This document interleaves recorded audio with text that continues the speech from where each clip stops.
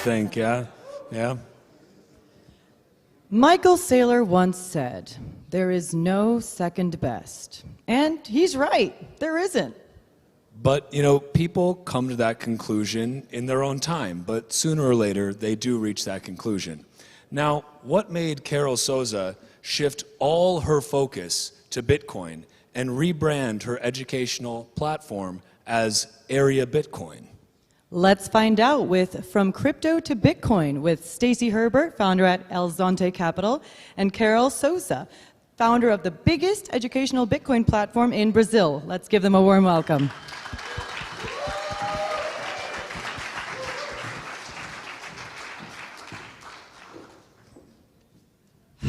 Well, El Salvador is Bitcoin country. We never fucked up. We never did shitcoins. We don't need to repent. Our guest here, Carol Souza, is here to repent. So she started as a shitcoiner, as many individuals do. You know, when you hear about Bitcoin, and immediately what happens is you get overwhelmed by shitcoiners. Of course, thousands of shitcoiners showed up in this country and tried to shitcoin this nation. We have the smartest president, the best leader in the history of the world, in my opinion, and so he didn't fall for that. But you did. So tell us your story of like how you started, why like, did you hear about Bitcoin first, or did you hear a shitcoin first? And then, like, what corrupted you in the first place? Okay, first of all, it's an honor to be here in Adopting and with you, Stacy. And in the beginning, everything was really mixed up and messed up. So I was a dentist. I had a clinic with Kaká, my partner, in Area Bitcoin, and we wanted to accept Bitcoin as payment. But when you go to the media, traditional media and fiat media, they mixed crypto and Bitcoin as one. That's why we were confused at the time, because we couldn't differentiate. We thought that all of the stuff were decentralized. And we started creating content at the time, trying to educate other merchants to accept Bitcoin. As we were learning, we wanted to educate as well. The channel grew a lot. The former name was Use Crypto. Now, and I started the process of Don't Trust, Verify. I started to search where are the nodes of the projects.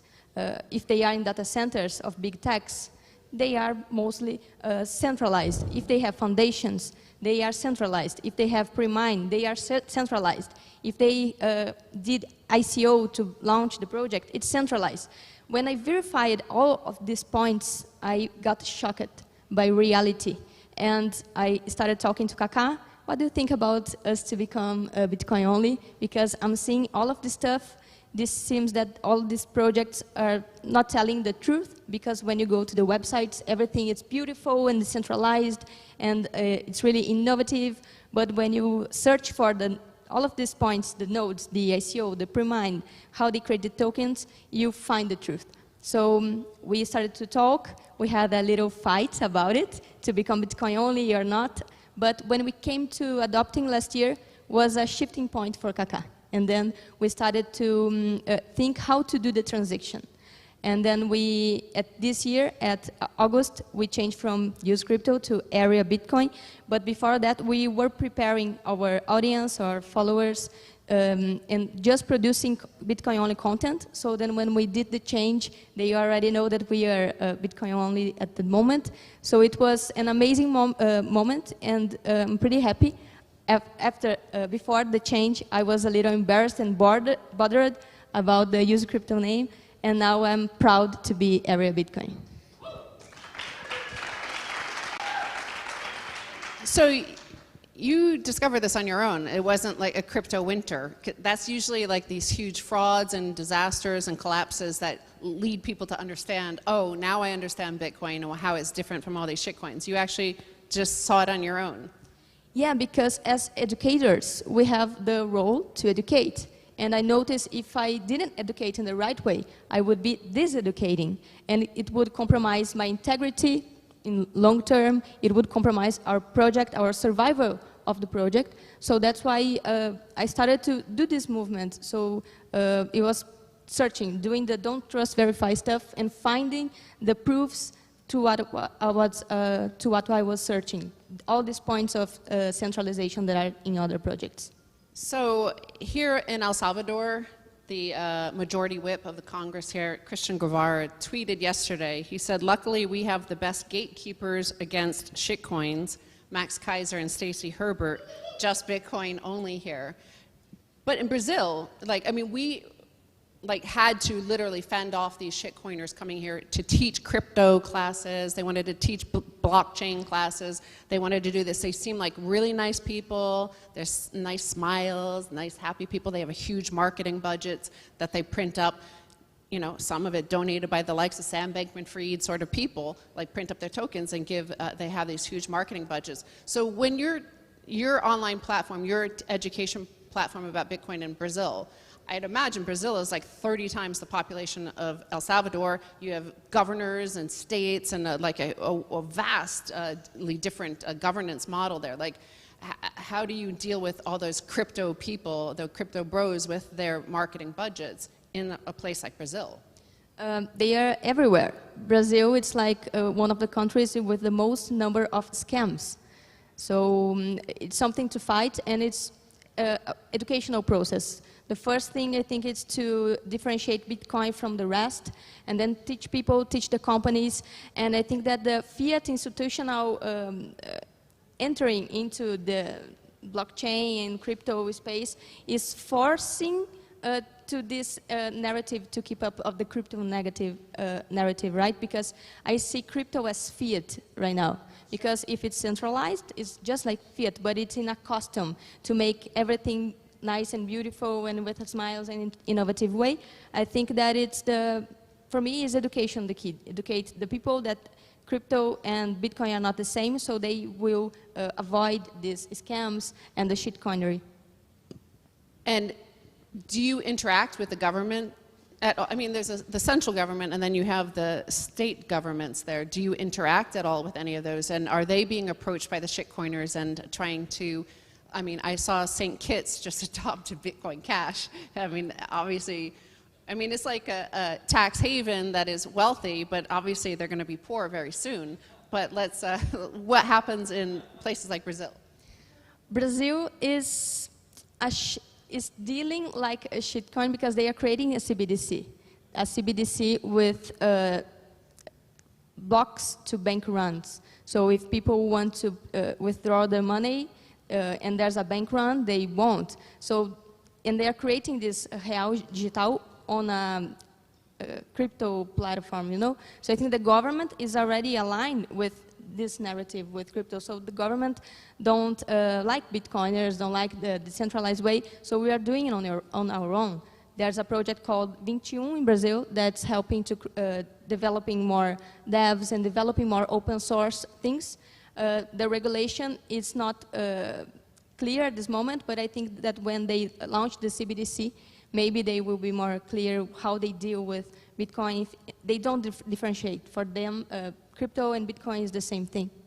I noticed that in Latin America, the newspapers and the media do not use the word Bitcoin. They say cryptomonedas. That's a huge problem, right? Yeah, that's the why I was confused at the time, because they mix the terms. Yes. When it's Bitcoin, they say crypto all the time, cryptocurrencies or blockchain, but it's Bitcoin.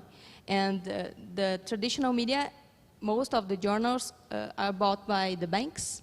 So the banks direction what they are going to put on the newspapers. And most of them have crypto funds, crypto ETFs, so the news is about crypto all the time. But there's a huge number of Bitcoiners in Brazil that are doing their own journals, own portals, and own medias, so we can educate more clearly. You know, I said that El Salvador hasn't shitcoined, but I mean, they did have the colon, which is a fiat shitcoin, that then they adopted the US dollar, which is a shitcoin that they're now moving off of to Bitcoin. You've had hyperinflation in Brazil. And you know, when I've been to Argentina, I was surprised. We arrived there just weeks after the government, I think it was right before COVID, so 2019, and the government had devalued by 50%. And I thought, as an American who'd been living in Europe, that there would be chaos on the streets, because if the US government had done that and devalued everything by 50%, people would be, there was like total, like nobody was concerned at all, because of course nobody owns the peso there, right? So they have that understanding of shitcoins that can devalue overnight or collapse like FTT or collapse, I don't know, like BNB or some other token like that overnight. Does that make it easier? Like, how is it to sell to a local Brazilian? Here, you know, the dollar seems relatively stable compared to all these other shitcoin fiat. So how does that impact the mentality there? Yeah, that's a good point. In Brazil, we have like our money supply went up 40% since the COVID crisis, and we had 10% inflation last year. And it's easy for us to educate when we talk about inflation and hyperinflation and money devaluating. And in Brazil, we already have one confiscation of the savings accounts of Brazilian in the Collor presidential. He took off the money of the population savings account, and it was like a trauma for us. So when we talk about sovereignty and to have your own money with your own wallet, we use that example because Brazilians remember that. That's why the most problem for me is not accepting a sound money like Bitcoin, is don't confusing with other stuff that is around. So the hyperinflation also, it's like 30 years behind, but it can come back. We are not saved from that. So here in El Salvador, we have Mi Primer Bitcoin, My First Bitcoin, which is an education project. Do you have like sort of, are you working with other successful education projects like that? Because they obviously have an open source book. You could download it online and convert it into Portuguese and teach it in Brazil. Are you collaborating with those? Like what sort of how are you influencing in Brazil? Like where are you taught? Like do people have to find you online, or are you part of a program within the country itself? Yeah, we are mostly on social media, and we have our own platform. We are doing collaborative content with other producers, because Brazilians really educate through social media, through YouTube, through Instagram, Twitter as well. So we are creating this platform, and we want to connect with other Bitcoiners to produce more content to Brazil. And this is the way people can reach us. They can put online Area Bitcoin, and they have free content about Bitcoin whenever they want. There's most of the content over there. And we are open to do bridges and to contribute with other projects and other projects in Brazil as well. But do you need to be, like Mi Primer Bitcoin is being put into the public education system here? You know, now it's being rolled out into the public education system here. So the government is educating their population. And it's a great workbook. It's teaching you about Bitcoin, but the history of money. And, you know, do you need that? Because if you're just relying on luck for your population to find you, and that somebody with a huge marketing budget from their shitcoin is not going to step between them and offer so politely and so generously a crypto education project, as some are trying to do here as well. Like, that's not going to get into the public education system, but how do you stop the crypto people from stepping between you? Or are you trying to lobby your state governments or federal government to introduce Bitcoin education? Depends on our city. Our counselors, the guys who do the law, they create a holiday for the Bitcoin Pizza Day. Some of them are Bitcoiners, some are not. But there's not a movement, a political movement in Brazil to do it. Maybe it should be created for the crypto people. Don't step inside the politicians and do lobby and do this kind of stuff. There's one project called Praia Bitcoin.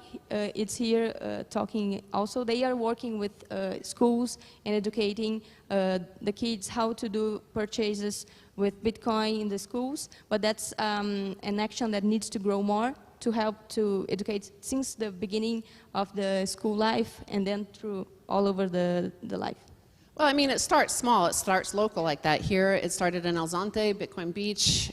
You know, they educated a town, a small town, and that led to the nation, and it takes Bitcoiners to continue to come and build, whether it's here or Brazil.